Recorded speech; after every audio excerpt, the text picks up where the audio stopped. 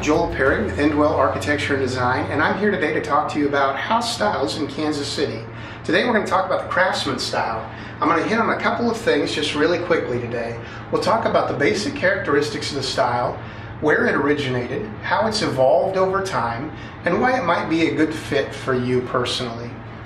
So Craftsmans are very simple in their form. They're typically rectangular in plan, usually a story to story and a half. They usually have very low-pitched gabled roofs. The gable is that little triangle at the end there. There's generally exposed rafter tails, which rafters are the elements, the structural elements that hold up the roof, and a lot of times they'll just peek out there at the end. They generally have a very strong connection to the site, the landscape around them, and they're usually constructed of rustic materials, stone, wood, metal, that sort of thing.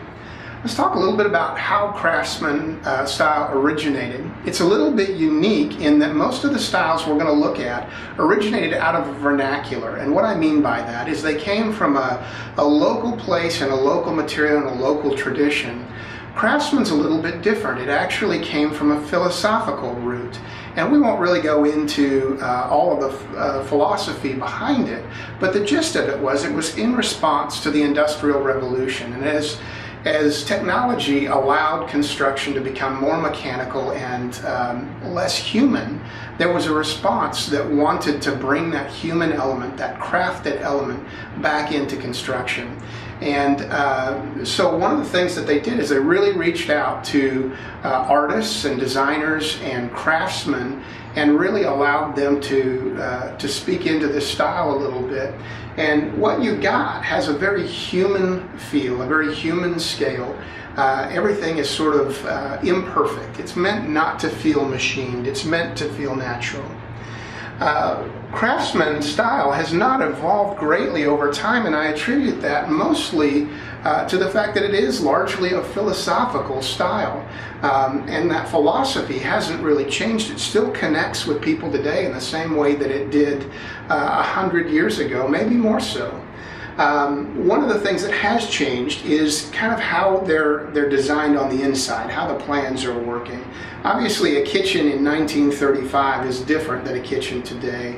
We want that to be open and connected with the rest of the spaces. We want generally broader, more open spaces. Bedrooms need larger closets. We have more bathrooms, that sort of thing. But as a general rule, the overall style and the feel of the Craftsman house is very similar to how it was in the 1930s.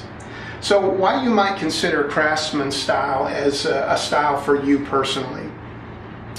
Craftsman is a very sort of human style. If you find yourself adversely responding to technology and to the busyness of life, Craftsman is really a philosophical response to that. It has an element to it that is very natural and very human and very imperfect, and a lot of people find that charming. It's very cottagey, it's low scale, so they're not huge houses. They feel very cozy, comfortable, and unpretentious. So if that appeals to you, you might consider the Craftsman style.